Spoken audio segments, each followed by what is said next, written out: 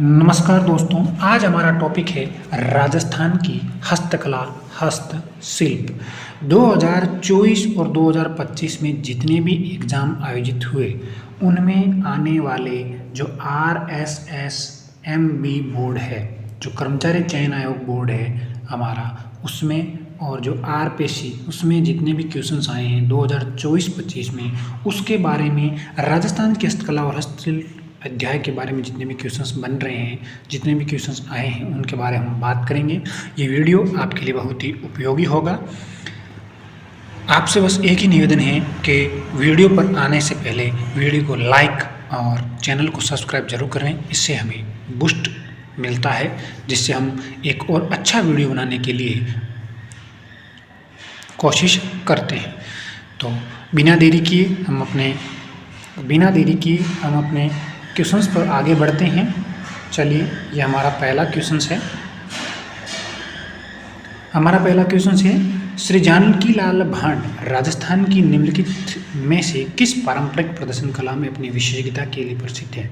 इस क्वेश्चन में पूछा गया है कि जानकी लाल भांड किस कला से संबंधित है। तो जानकी लाल भांड बहरूपिया कला से संबंधित है। ये 4th ग्रेड में क्वेश्चन आया और पहली शिफ्ट में आया 20 सितंबर की पहली शिफ्ट। जानकीलाल भांड राजस्थान के प्रसिद्ध बहरूपिया कलाकार हैं। कौन से कलाकार हैं? बहरूपिया कलाकार हैं। बहरूपिया लोक कलाकार विभिन्न भेष और रूप बनाकर, अलग अलग भेष बदलते हैं और रूप बनाकर मनोरंजन और सामाजिक संदेश देने का कार्य करते हैं। दोस्तों, यह नाट्य कला का एक प्रकार है। कौन सी कला का प्रकार है? नाट्य कला का एक प्रकार है बहरूपिया कला, जिसमें जानकीलाल भांड प्रसिद्ध है। हमारा अगला क्वेश्चन है, राजस्थानी लोक कला का एक रूप जिसका प्रयोग दीवारों, द्वारों, चौखटों, चबूतरों, आंगन और पूजा स्थलों आदि को सजाने के लिए किया जाता है। तो इसका आंसर होगा मांडना। क्या होगा? मांडना। आज भी हमारे ग्रामीण अंचल में देखा जाए तो मांडना राजस्थान की एक पारंपरिक लोक चित्रकला है। महिलाएं इसे चूने, लाल मिट्टी और सफ़ेद खड़िया से दीवारों, आंगनों, पूजा और स्थलों आदि पर बनाती है। आप गांव से अगर बिलोंग करते हैं तो आपको पता होगा, हमारी माता जी हैं जो आंगन में ऐसे विभिन्न प्रकार की ज्यामितीय आकृतियाँ बनाती हैं, रंगोली टाइप की, जिन्हें राजस्थान के ग्रामीण अंचलों में मांडना के नाम से जाना जाता है। और ये क्वेश्चंस आया है आपके 4th ग्रेड में। अगला क्वेश्चन है, निम्नलिखित में से कौन सा समुदाय पारंपरिक रूप से फड़ चित्रों से कथाएं सुनाने से जुड़ा हुआ है। तो कौन सा समुदाय है जो फड़ के बारे में करता है? तो ये है भोपा। कौन सा है? भोपा। भोपा और भोपी राजस्थान के पारंपरिक लोक कलाकारों की श्रेणी में आते हैं, जो फड़ चित्रों के माध्यम से देवनारायण जी की और पाबूजी महाराज की रावण हत्या वाद्य यंत्र के साथ फड़ बजाई जाती है। और ये कौन से जो जाति से संबंधित है, कौन सा समुदाय है? तो ये भोपा है और ये एक लोक कलाकार की श्रेणी के अंतर्गत आते हैं। इसका आंसर क्या होगा? भोपा। यह भी 4th ग्रेड का क्वेश्चन है। अगला क्वेश्चन है, कोटा डोरिया साड़ी का एक अन्य नाम है। तो कोटा डोरिया का क्या नाम है? कोटा मसूरिया साड़ी। क्या नाम है? कोटा मसूरिया साड़ी। कोटा मसूरिया साड़ी इसका अन्य नाम है। कोटा डोरिया साड़ी को कोटा मसूरिया साड़ी क्यों कहा जाता है? क्योंकि 17वीं शताब्दी, कौन सी शताब्दी? 17वीं शताब्दी में मैसूर से बुनकर कोटा लाया गया था। इस साड़ी को मैसूर कहाँ पड़ता है? आप कमेंट बॉक्स में जरूर बताएंगे। मैसूर से बुनकर इसे कहाँ लाया गया था? हमारे राजस्थान के कोटा में। तो कोटा और मैसूर बनकर क्या हुई? कोटा मसूरिया साड़ी। ओके, अगला क्वेश्चन है हमारा, राजस्थान के जनजातीय समुदायों में प्रचलित लोक कला जिसमें सुई जैसे औजार से सजावट के लिए त्वचा में काले रंग को डाला जाता है, उसे क्या कहते हैं? तो उसे कहते हैं गोदना। क्या कहते हैं? गोदना। एक सुई है, उसमें रंग डालकर उसे जो ऐसे त्वचा में चुभाया जाता है और वो रंग है जो पक्का हो जाता है, इसे गोदना कहा जाता है। गोदना राजस्थान की जनजातीय कला है, जनजाति से संबंधित है, जनजाति में ज़्यादा प्रचलित है। और इसे जो सुई जैसे एक औजार से त्वचा पर डिजाइन करके काला रंग भरा जाता है उसमें, ये क्या है? गोदना। कौन सी कला है? गोदना कला है, जो विशेष रूप से जनजाति में प्रचलित है। यह भी 4th ग्रेड में क्वेश्चन आया था। अगला क्वेश्चन है, निम्नलिखित में से किसने राजस्थान से ब्लू पोट्री नील मृद भांड पर अपनी चित्रकला के लिए अंतर्राष्ट्रीय ख्याति प्राप्त की? तो यहाँ पर किसकी बात हो रही है? यहाँ पर बात हो रही है कृपाल सिंह शेखावत की। कृपाल सिंह शेखावत जयपुर की प्रसिद्ध ब्लू पोट्री से जुड़े हुए हैं। जयपुर ब्लू पोट्री का प्रमुख केंद्र है, जयपुर है जो ब्लू पोट्री का प्रमुख केंद्र है। चूड़ामन और कालू दो कलाकार थे। चूड़ामन और कालू दो कलाकार थे, जिन्हें सवाई राम सिंह के शासनकाल में भोला नामक एक प्रशिक्षुक थे। यूँ समझ सकते हैं कि वो कलाकारी सिखाते थे ब्लू पोट्री की। प्रशिक्षण लेने के लिए इन चूड़ामन और कालू को दोनों को दिल्ली भेजा गया था।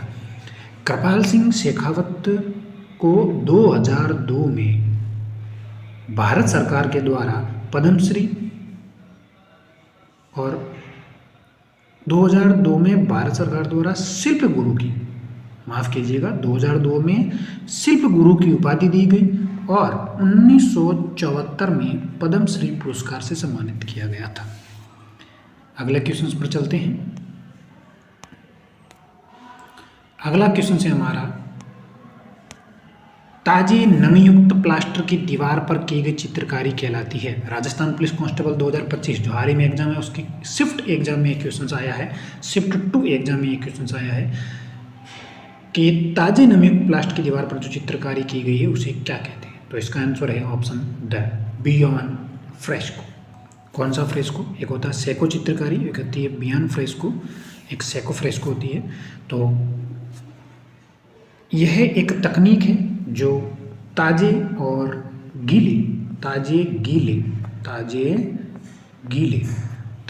गीले प्लास्टर पर चित्रकारी की जाती है और दीवार में रंग भरा जाता है और रंग स्थायी होने के लिए भरा जाता है।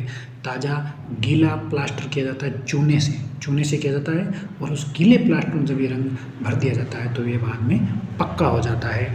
इसे कहा जाता है बियॉन फ्रेस्को। और जब सूखी हुई चूने के प्लास्टर पर जब की जाती है तो उसे बोल जाते हैं सेको। क्या बोलते हैं? सेको। और गीले वालों को क्या बोलते हैं? बियॉन।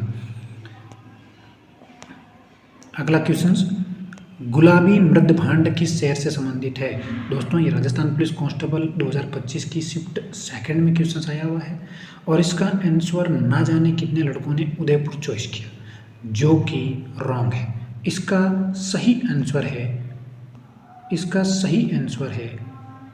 जयपुर। क्या आंसर है? जयपुर। गुलाबी मृद भांड जयपुर से विशेष रूप से जुड़ा है, जो राजस्थान की एक प्रसिद्ध शिल्पकला है। तो ध्यान रखना, इसका आंसर जयपुर होगा। अगला क्वेश्चन है, बाड़मेर प्रिंट अपने बोल्ड ज्यामिति पैटर्न के लिए जाने जाते हैं, जिन्हें कहा जाता है। बाड़मेर प्रिंट को किस नाम से जाना जाता है? तो इन्हें कहा जाता है अजरक प्रिंट। बाड़मेर का एक पारंपरिक ब्लॉक प्रिंट है। बाड़मेर का एक पारंपरिक ब्लॉक प्रिंट है अजरक प्रिंट, जो प्राकृतिक रंगों के लिए प्रसिद्ध है। अगला क्वेश्चन है हमारा, निम्नलिखित में से कौन राजस्थान की ट्राइब्स इंडिया जीआई उत्पाद सूची में शामिल नहीं है? तो इसमें सावटी नीले बर्तन यानी ब्लू पोट्री है, मोलेला मिट्टी की वस्तुएं शामिल है, बगरू हैंड यानी ब्लॉक प्रिंट है, लेकिन इसमें गोविंद भोग चावल इसमें शामिल नहीं है।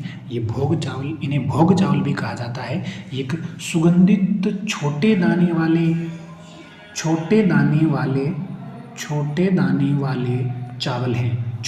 वाले चावल हैं जिनकी खेती पश्चिम बंगाल में की जाती है।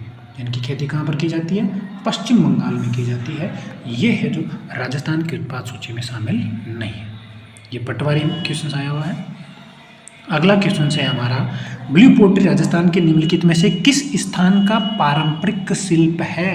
तो कहाँ का है? जयपुर का। ब्लू पोट्री कहाँ से संबंधित है? जयपुर से संबंधित है। ब्लू पोट्री नीले बर्तन, कैसे बर्तन? नीले मिट्टी के बर्तन नीले मिट्टी के बर्तन पर ये किया जाता है और जयपुर की पारंपरिक शैली है। जयपुर के जो कुम्हार हैं उनके द्वारा नीले रंग की चमक के साथ बनाए जाते हैं। ये जयपुर की हस्तकला के लिए प्रसिद्ध है, पर्यटकों को आकर्षित भी करती है। और ब्लू पोट्री कहाँ से आई? ब्लू पोट्री एक फारसी कला है। कौन सी कला है? फारसी कला है। और ये फारस से अफ़गानिस्तान और अफ़गानिस्तान से हमारे भारत यानी राजस्थान के जयपुर में आई। कहाँ पर आई? जयपुर में। और जयपुर है जो आज ब्लू पोट्री के लिए जाना जाता है। अगला क्वेश्चन है हमारा, राजस्थान में सीकर का कौन सा शहर गोटा उद्योग का जो प्रसिद्ध केंद्र है तो वो कौन सा है? तो दोस्तों वो है खंडेला। कौन सा है? खंडेला। खंडेला सीकर जिले का एक प्रमुख स्थान है। ये सीकर जिले में पड़ता है और यहाँ ये जो सीकर जिले का प्रमुख स्थान है गोटा उद्योग के लिए जाना जाता है। और गोटा के प्रकार हैं लंपा लंपी, किरण, बाकड़ी। जो पहले ये जो फेवरेट क्वेश्चंस हुआ करता था, लंपा लंपी, किरण, बाकड़ी, ये इसके प्रकार है। हमारा अगला क्वेश्चन है, विश्व शिल्प परिषद ने राजस्थान के निम्नलिखित में से किस स्थान को विश्व शिल्प नगरी घोषित किया? तो ये भी क्वेश्चंस ये जो सोचनीय क्वेश्चन है, इसको हर लड़का सही नहीं कर पाया था। ये राजस्थान के पटवारी एग्जाम में अभी आया था 2025 में। इसका आंसर है जयपुर। इसका आंसर क्या है? जयपुर। इसका आंसर क्या है? जयपुर। जयपुर है जो शिल्प है नगरी है, लेकिन ज़्यादातरों ने उदयपुर किया। उदयपुर शिल्प नगरी नहीं है। जयपुर मल्लपुरम, मल्लपुरम, मल्लपुरम के बाद मैसूर, मैसूर के बाद श्रीनगर और श्रीनगर के बाद श्रीनगर, श्रीनगर, श्रीनगर के बाद हमारा जयपुर चौथी शिल्प नगरी, चौथी शिल्प नगरी के रूप में है, जो भारत की चौथी शिल्प नगरी के रूप में जो नामित हुआ है। WCC विश्व शिल्प कार्यक्रम वर्ष 2014 में विश्व शिल्प परिषद द्वारा शुरू किया गया, जिसके तहत भारत की चौथी शिल्प नगरी के रूप में इसे घोषित किया गया है। इसका आंसर जयपुर होगा और ये राजस्थान पटवारी एग्जाम में आया हुआ है। अगला क्वेश्चन है हमारा, निम्नलिखित में से कौन सा स्थान अजरक वस्त्र छपाई के लिए प्रसिद्ध है? अजरक प्रिंट के बारे में पूछ रहा है और इसका आंसर है बाड़मेर। बाड़मेर, बाड़मेर का अजरक प्रिंट प्रसिद्ध है। इसमें लाल व नीले रंग का प्रयोग किया जाता है। कौन से रंग का प्रयोग किया जाता है? लाल व नीले रंग का प्रयोग किया जाता है। कई बार इन कलर के बारे में, रंग के बारे में पूछ लेते हैं, तो ध्यान रखना, याद रखना। अगला क्वेश्चन है, मांगीलाल मिस्त्री का राजस्थान की किस लोक कला से संबंध है? मांगीलाल मिस्त्री किससे संबंधित है? कावड़ से। कावड़ से संबंधित है। राजस्थान की कावड़ कला से ये जुड़े हुए हैं। कावड़ ये एक पोर्टेबल लकड़ी का मंदिर होता है जिसमें चित्रकारी और कथाएं दर्शाई जाती है। कावड़। ये हमारा आज का अंतिम क्वेश्चन था। टॉप 15 क्वेश्चन हैं इसमें और आपको मात्र 12-13 मिनट में ये प्रोवाइड किए गए हैं। दोस्तों, ये क्लास आपके लिए निश्चित ही एक लाभदायक क्लास साबित होगी। आप मात्र ये 10 से 15 मिनट निकाल कर इस वीडियो को ज़रूर देखें। ये क्वेश्चंस वो हैं जो बार बार रिपीट होते हैं और एग्जामिनर के फेवरेट क्वेश्चंस हैं जो आपको एक अच्छा बेनिफिट देकर जाएंगे। आप 10 से 15 मिनट कहीं पर भी बर्बाद कर देते हैं, लेकिन ये आपके 10 से 15 मिनट है जो बर्बाद नहीं होंगी, आपको एक अच्छा रिजल्ट देंगे। प्रीवियस क्वेश्चंस एग्ज़ाम में एक बहुत बड़ा रोल निभाते हैं और इस एक बहुत बड़ा रोल को आप ऐसे ही नहीं छोड़ना है, इसे यूज करना है। और इसकी PDF भी मैं आपको टेलीग्राम पर प्रोवाइड करवा दूंगा। आप बैठे बैठे मात्र 5 मिनट में इसका वापस रिवीजन कर सकते हैं। आपको पूरी ये क्लास देखने की ज़रूरत नहीं पड़ेगी। चैनल पर न्यू हो तो सब्सक्राइब करें और वीडियो को लाइक करें। इससे हमें एक एनर्जी मिलती है जिससे हम एक और अच्छा कदम उठाने के लिए जो आगे बढ़ते हैं। इसी वजह से ये आप एक बूस्ट एनर्जी देते हैं हमें। जो चैनल को सब्सक्राइब करें और वीडियो को लाइक करें और अपने दोस्तों के साथ शेयर करने ना भूलें। जय हिंद, वंदे मातरम।